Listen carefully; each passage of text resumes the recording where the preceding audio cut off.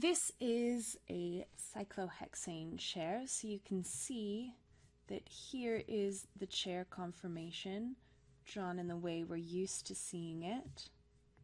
Here are substituents. If you were asked to draw a double Newman projection, you need to look down two parallel bonds. So you could either look down this set of bonds here, either from this direction or from the other direction, or you could look down this set of bonds here, which are parallel to each other from either direction, so either from here or there,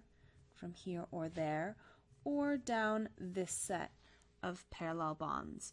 What you'll find functionally to draw a double Newman projection, all you need to do is either find two up points and those carbons will be your front carbons, or find two down points and those carbons will be your two front carbons. So I'll show you what I mean. So let's say I pick two up points. I'm going to choose this carbon here to be a front carbon and this carbon here to be a front carbon. So these are two up points.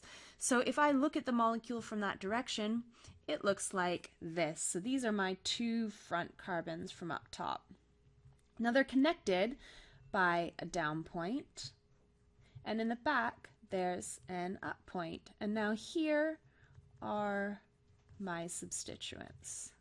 So I can see off the back that they're staggered. Off here, there's just going to be a CH2 off the back. I don't need to draw that in, but I could draw in CH2. In the front, I could draw in CH2. I don't have to. And then here, I just have my standard substituents. So there is my Newman projection looking that direction. Now, say I had something that actually had substituents on it. So let's say that we were given a chair conformation that looked like this. Now, if I wanted to draw a double Newman projection of this molecule, I could pick any two up points or any two down points and use those as my front carbons. I'm going to pick this down point here and this down point here and use those as my front carbons. So that means that I'm going to be looking down this direction, down this bond from that direction, and down this bond from the front. So I'm going to start by drawing my standard picture of my double Newman projection. Since I've picked two down points, that means at the front here they are connected by this up point. So I'm going to draw that up point in to connect them. Now I'm going to draw in the standard positions of my substituents, which are just making this 120 degree apart substituent angles. Okay, so at my front carbon I have one equatorial substituent. It is a CH3. This is my equatorial substituent, so I'll put it as a CH3. Going straight down in the axial position is the H. There it is, straight down, the H. On the left front carbon here, I have a Br going in the equatorial position, so there it is. Down to the bottom is an H, so I put it in. Now, in these, the carbons that are directly behind the ones I've drawn here in the front are going to be this carbon here and this carbon here. So on the left, there's just H's.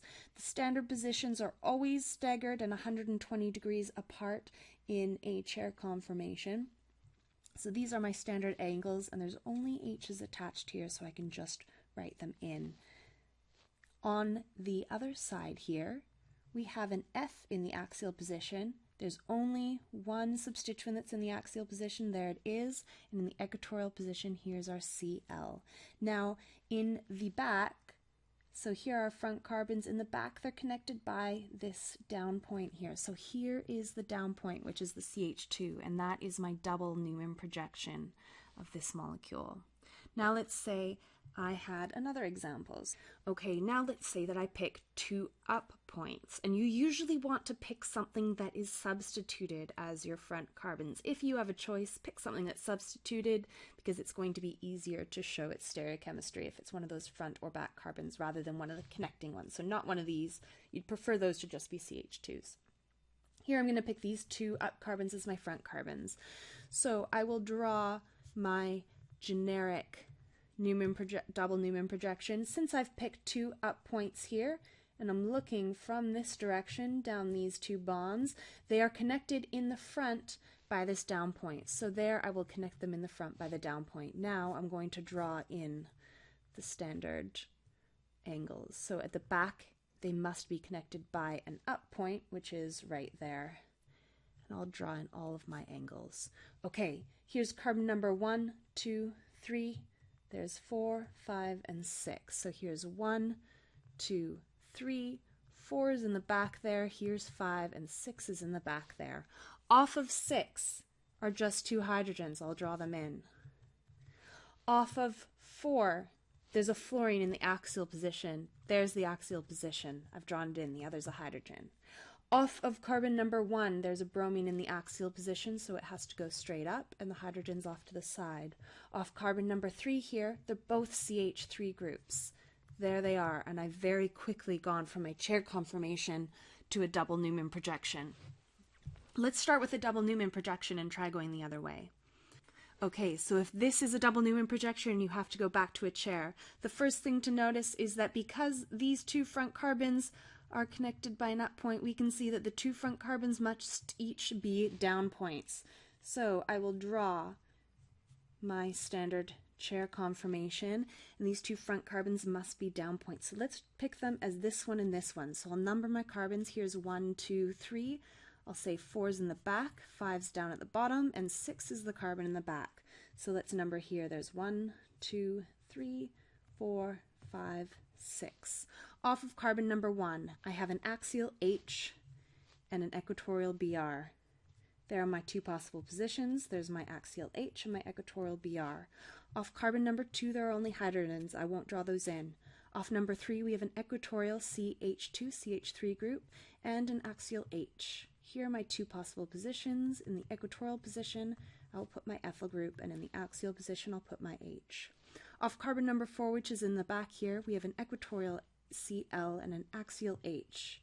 There is my equatorial Cl and my axial H. Carbon number 5 right here is just hydrogens. I'll leave it blank. Carbon number 6 is in the back here, and it's got an axial F and an equatorial Cl. Here are my 2 possible orientations of substituents. The F is the one that is axial, and the Cl is the one that's equatorial. So there I've gone from a double Newman projection to a chair conformation. Now let's say as a final example that you are given a planar representation. This planar cyclohexane could refer to either of the 2 possible chair flips. I'm going to pick to draw this chair conformation in the much more stable conformation, which puts this tert-butyl group in the equatorial position.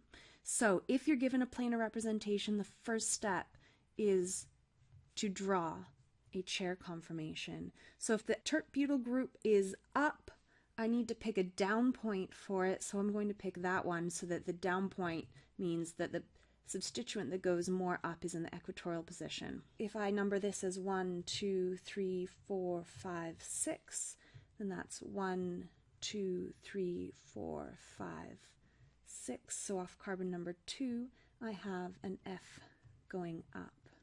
Off carbon number 3, there's nothing, 4 has nothing, and 5 has 2 substituents. The one close to the top of the ring is the Cl, and going down is this methyl group. So now I've drawn my chair conformation, and it's just going to be the same as drawing any other double Newman projection now. So I'm going to pick substituted carbons to be my front carbons because it makes it easier to draw the Newman projection and show the conformation. So I'll pick number 5 and number 1 here as my front carbons. So I'm looking down these 2 bonds in this direction. So I'll draw my generic double Newman projection. Since I've picked down points, they are connected by this up point number 6.